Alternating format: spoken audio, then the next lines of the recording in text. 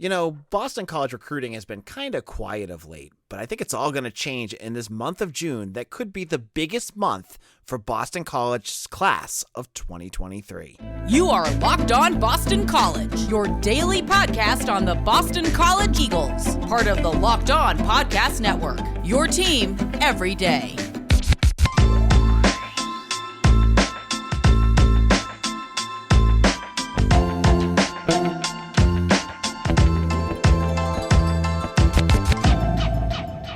This is Locked On Boston College. I am your host, AJ Black. Happy Tuesday, everyone. It is a recruiting Thursday. We usually do our recruiting Wednesday, but we had a whole episode on Wednesday about recruiting basketball with the new commitment of Fred Payne. But today, let's get into football, because the month of June, we're about to turn that calendar over to the month of June, is going to be absolutely enormous for Boston College football, and it could really set the trend of where this class is going to head. Now, if you've been following along at bcbulletin.com, I have been posting every new visit that Boston College has listed on Twitter. So players that have been announced, where I find out, so-and-so is going to visit this weekend, that weekend. It is absolutely, the list is getting really impressive, and it's every week. They have, right now, I'm looking at 3 really big weekends. They're going to bring probably somewhere around 3 dozen to 45 to 50 recruits that are going to be really big names that you're going to want to watch. Now, are they all 3 or 4 stars or, above? No. But are they, many of them, big names with massive recruiting offer lists? Yeah, there's quite a few on there. I mean, we could start with some names. I mean, if you want to go through the names, I've brought them up on this podcast many a times. The second, just looking at the secondary offers alone is exciting. You have guys like Khalil Ali, Antonio Cottman, Sean Battle. The list goes on and on and on, and all these guys have loads of offers. I think you're going to want to watch to see where these guys are going. Now, this is different than last year. Now, last year, if you remember, if you were watching BC recruiting, they had that barbecue, and that was like the first real event that they had after the COVID restrictions were lifted. And that was a big event. They had a ton of kids on campus. They did, it was a big recruiting event. It was the first time they could actually get kids to meet Jeff Hafley up in person. And it ended up landing probably a half dozen recruits out of that event alone. This year, after not doing any camps last year, and I'm not sure they could do camps last year. I don't know about the regulations on that. I'm not going to make a mistake and say it was or wasn't. But this year they can do camps, and they have 3 big ones coming up in June. They have some themes to these camps. There's a specialty camp. There is, a high recruit camp. They've got a whole bunch of different camps set up that are attracting some players that have offers and some that do not. Now, if you've watched BC football in the past, a lot of times they've been able to get guys that fit their molds at these camps, because they might be guys that don't have huge recruiting offer lists that, really have something that they're looking for. And they haven't been able to do that because there haven't been camps. Now, last year, they actually were able to get to another camp in, I believe it was Ohio, where they got defensive end Clive Wilson to commit. He was he's that typical BC commitment where he didn't have any, he had maybe 1 or 2 offers. He wasn't a guy that was really well known on the recruiting circles, and all of a sudden he just kind of blew up, and then BC offered and landed him. So that's the kind of guys, and you get, Steve Adazio, as much as you want to rip on him, he would fill the back end of a lot of his recruiting classes with these camp guys. And, you get the shivers when you think of Adazio, and believe me, I get it. You don't want to think about, filling a roster that looks like what he did, because there was issues with his roster management. But this brings you back to where you're at with Jeff Hafley. If you think Jeff Hafley is a good talent evaluator, if Jeff Hafley is able to look out and say, okay, this guy that I just saw at camp, I can see him progressing to be a starter here or a valuable contributor, then these camps should get you excited.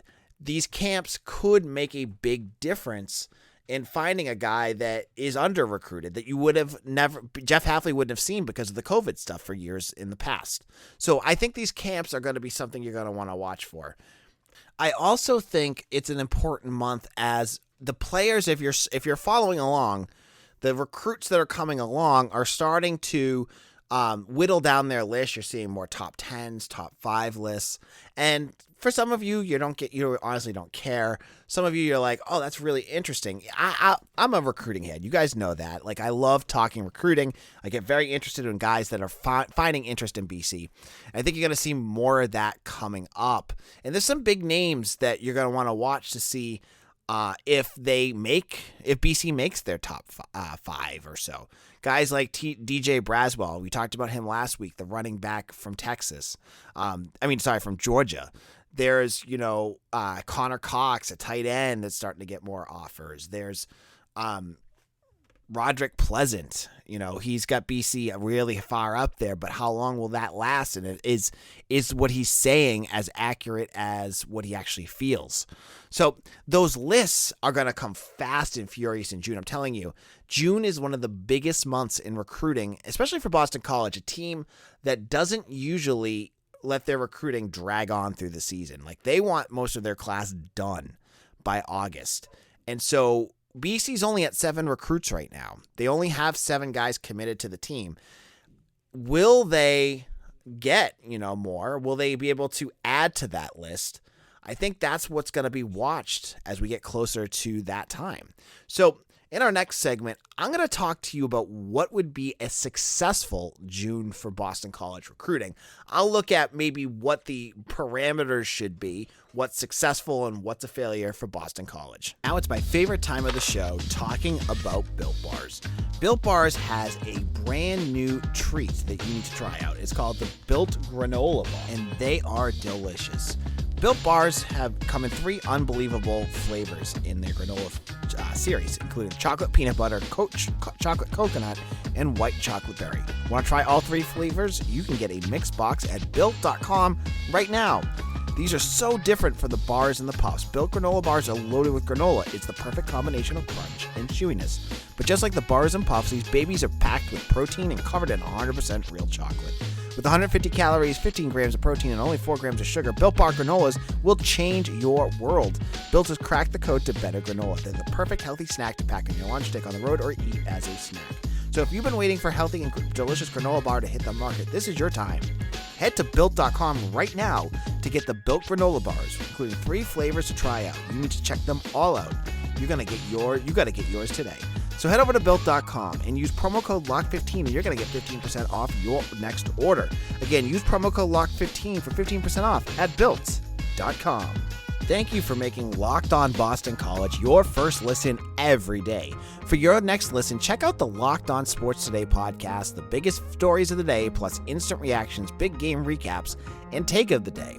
Available on the Odyssey app, YouTube, and wherever you get your podcasts. So we're talking about the big bad month of June and Boston College having what's setting up to be a very special month. We looked at the numbers. There's a ton of kids coming on campus at a variety of positions, some committed, some uncommitted, some not even offered yet because there's camps going on campus. But this begs the question, with all of this talent coming up, what would be considered a successful month of recruiting for Boston College? And I think there's a couple of factors that you should look at when it comes to this month. First off, I don't think the end-all data point that you're going to need is commitments. Though at the end, that should be, in the grand scheme of things, what you're doing. But it's 1 month, and I don't think it's fair to say, Boston College needs 5 commitments in the month of June to make this a successful month. I think it's more than that. I think it's more than just a raw number to find out what this month needs to do. And I think it's really building more on those relationships. You're starting to see guys coming back to Boston College, like guys like Khalil Ali and Antonio Cottman. They've all taken, Connor Cox, I mentioned him earlier, they've all taken their unofficial visits. Ali was back in the winter. Cottman was back in September or October of last year. These guys have been on campus already. This is their official visit. this is the time, and again, I've talked about what an official visit is compared to an unofficial. This is when the school can lay out the red carpet. They're going to have them stay with the host, which would be a player on the team, and really kind of make them feel like $1 million. And that's where this success is going to have to come from. Because Cottman, guys like Cottman, I think are closer to committing and figuring out where they're going to want to go. But for me, my factor, my data point that I look at what BC needs to do is really solidify some of these recruits. Like, get them into their conversation and really put them as guys that are crowing about Boston College on social media. Like Antonio Cottman, for instance, right? He's a guy right now that if you were to ask me who I think he will commit to, he's a cornerback from Virginia. I would put, if I had to bet, I would put him at Virginia Tech. Khalil Ali, I think he'd be Louisville. Now, these official visits have every potential to flip my perception and flip all of our perception of where these guys may end up and why they may end up there. This is their chance to come to Boston College and get wowed. So will those writers that are saying, Khalil Ali's got, a cousin at Louisville and they've got some NIL deals set up for him, but Boston College now, they've jumped up. That is what we're going to want to see.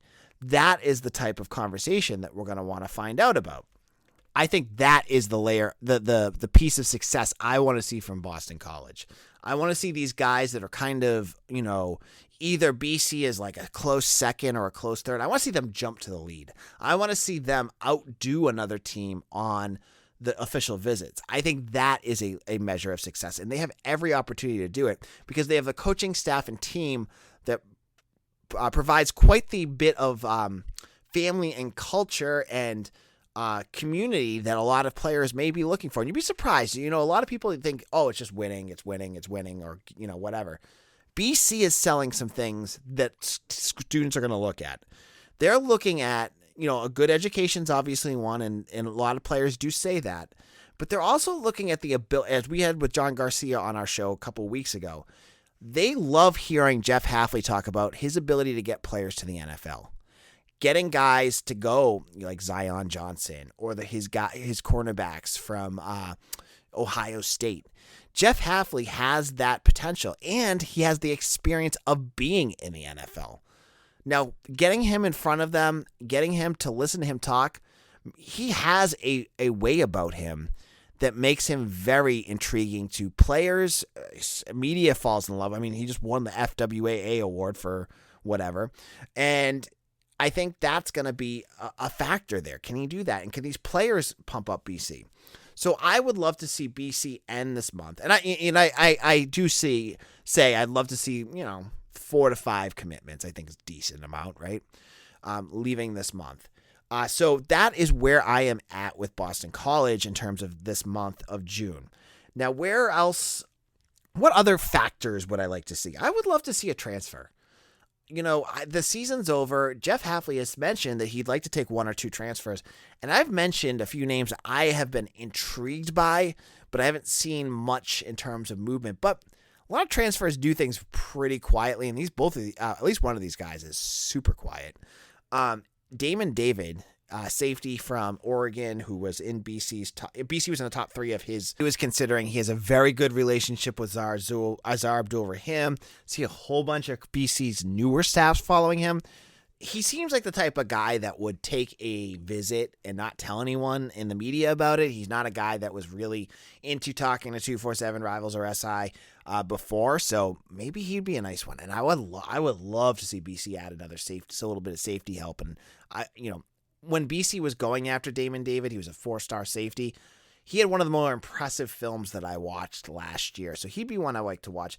And then there is Aaron Willis, a linebacker, for another 4-star from St. Francis Academy in Maryland. Again, another school BC has had a ton of success with, who entered the transfer portal out of Tennessee. I'm not seeing as much of connection, but hey, BC has done a really nice job in the transfer portal. A lot of these guys that have come in have been kind of out of the blue. I knew about Jaden Woodby before he got here, but there's a couple other guys that I just was completely flabbergasted with. Didn't know anything about him before they got here. So I'll be interested to see if BC does add a little bit of support here, because I bet you, and I haven't seen any names pop up yet, that there'll be a transfer that visits with some of these big weekends. I bet there'll be a few that will come in, and we'll hear about them after the fact. And if you want to hear more about it, make sure to check out bcbulletin.com. I will make sure that I update anything I hear. I will be starting to get visitor lists up every weekend so that you know who's coming, and I'll get recaps from everything I hear. In our last segment, as we head into Memorial Day weekend, I want to look at some of the big question marks facing Boston College athletics in this as this academic season ends, and we'll get into what those will look like. This is Locked On Boston College. I am your host, AJ Black. Thanks for making Locked On Boston College your first listen today. Now make sure your second listen is the Locked On NBA Big Board podcast. Raphael Barlow, Richard Stamen, Sam Ferris, and Leif Thulin gives fans an in-depth look into the biggest prospects, the latest player rankings, and of course, big boards.